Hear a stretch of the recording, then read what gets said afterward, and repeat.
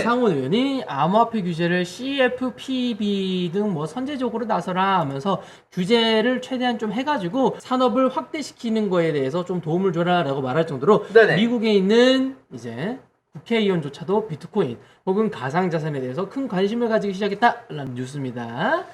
자, 국회의원. 관심이 많아진다는 뭐 시장한테는 되게 호의적인 거 아닙니까? 아 그렇죠. 좋은 뉴스입니다. 뭔가요? SEC에서 어제 뉴스에서 제가 레버리지는 거절당했다 했죠. 네네. 레버리지 지금 1.25 배수로 따라가는 ETF가 거절당했는데 이거는 롱이었어.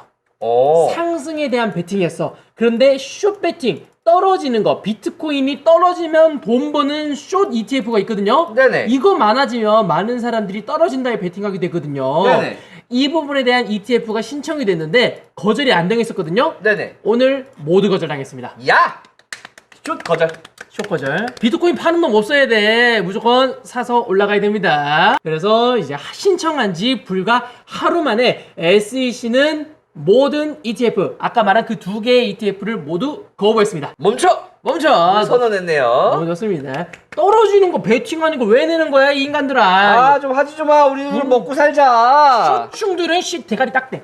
니들은 캔 뚜껑으로 머리를 맞아야 돼. 슈 치지 그럼. 말고 롱만 쳐라. 올라가야 우리 흐물 유튜버들이 돈을 번다. 국제 자금 세탁 방지 기구 이야기를 할 겁니다. 근데 국제 자금 세탁 방지 기구가 네네. 얼마만큼 힘이 세냐면 우리나라에 있는 금융위원회 산하 금융정보분석원이 매년 3회 열리는 FATF 총회에 매번 참여하고 있습니다. 그리고 한국에 대한 가상자산 관련 및 입법 진행 사항 그리고 사업자의 이행 사항까지도 공유할 정도로 우리 특근법부터 시작돼서 이 모든 것을 이곳에다가 보고를 올립니다. 우리나라는 FATF에 영향을 많이 받는데요. 네네. 이제 이곳에서 코인에 관련된 제대로 된 규정을 한 번 더 냈습니다. 어떤 규정일까요? 좀 더 디테일하게 나왔나요, 내용이? 네, 맞습니다. 얘네들이 이제 최종안을 발표한다 하면서 지금까지 트래블룰 아시죠? 트래블을. 네, 거래소 간에 코인을 이동할 때 네네. 누가 누구한테 보내는지를 밝히는 이 트래블룰로 여기서 정해진 거거든요. 근데 트래블을 적용하게 된다면은 이제 개인정보 유출되는 거 아닙니까? 그렇죠. 그 부분에 대해서도 이제 국가별로 단계별로 하겠다라는 이런 내용까지 전부 다 포함되어 있습니다. 이 최종안이 이제 결제가 되는데요. 지금까지 나온 결제안에서는 가상자산 사업자의 정의, 가상자산 사업자의 허가 및 등록, 개인 간의 거래, 스테이블 코인, 트래블룰의 구현까지는 지금까지 했어요. 네네. 그래서 이 모든 게 다 어디에 들어가 있다? 우리나라 특근법에 들어가 있는 겁니다. 국제기구에서 정한 내용을 토대로 우리나라가 법을 만들어서 우리에게 영향을 받고 있는 것처럼 이제 정해진 트래블룰에 대한 제대로 된 적용 방향 그리고 디파이 및 NFT의 프로젝트 포함까지 이번에 있는 회의에서 정해지거든요. 네네. 이번 회의 내용이 우리나라 특근법에 적용될 거니까 이번 내용 잘 들으시길 바라겠습니다. 이번에 내용 나온 거 확인해 보시면 네네. 이제 디파이가 규제가 되고요. 그러니까 우리나라는 NFT가 지금 어디로 들어가야 되느냐 이제 갈팡질팡이잖아요. 근데 여기서는 이제 NFT랑 디파이까지 같이 하나로 묶었네요. 네, 둘 다 규제 안으로 들어간다라는 말은 쉽게 말해서 NFT도 세금이 가능성이 있다라는 그럼 이런 내용입니다. 한국은 이제 NFT가 이쪽으로 들어가시겠네요. 네, 네. 따라쟁이니까. 네, 그런데 마지막에 한 발을 빼는 것까지 있습니다. 한 발을 뺐어요? 네, 그거까지 들으셔야 돼. 오. 지금까지는 NFT, 디파이 둘 다 규제가 가능하다는 말로 해석이 되지만 마지막에 한 발짝 빼는 것까지 들어보세요.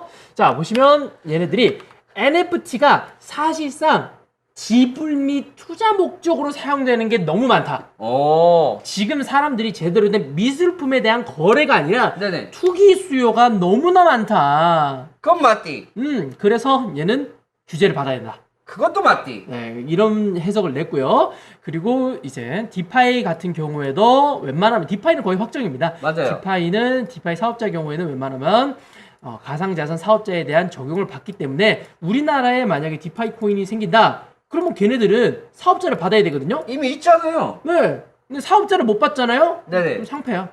야, 근데 상장이 안 됐어요. 네, 우리나라에는 별로 안 돼 있죠. 네. 우리나라도 디파이 그 당락이 있는 거 하지 마. 그거 사기. 네, 그런 거 웬만하면 이제 슬슬 만약에 국내 디파이를 하잖아요. 네네. 이거 거래소 상장이 힘들다라는 소리예요. 맞아요. 디파이 사업자가 이제 가상자산 사업자의 적용을 받게 되면 국내 디파이 업자들은 웬만하면 ISMS나 이런 거 다 받아야 되거든요. 맞아요. 받겠어? 안 받죠. 그러면 상장이 안 된다는 소리야. 이거 ISMS 받는데 돈이 받을 수 있거든요. 근데 저게 아마 2억에서 한 5억 정도 들어가요. 네. 거기다가 저걸 관리해주는 직원들까지 하면 유지비가 좀 많이 들어가거든요. 그래서 웬만한 국내 코인 재단들은 안 할 겁니다. 맞아요. 국내 디파이는 거래소 상장 꿈도 꾸지 마라라는 이런 내용까지도 나온 거니까 국내 디파이 뭐 덩키부터 시작돼서 이제 이상한 애들은 웬만하면 안 하시길 바라겠습니다. 자, 그리고 스테이블 코인 관련돼서도 이것저것 이야기했었고요. NFT에 대한 내용 포함될 수 있다라는 가능성만 열어놨어요. 가능성 열어놓고 마지막에 뭐라고 하는지 아세요? 뭐라고 했습니까? 가상자산 범위에 지금은 포함 안 됐지만 나중에 될 수 있다. 이렇게 말을 했어요. 지금은 아니다. 지금은 아니다라고 이런 애매한 말을 했습니다.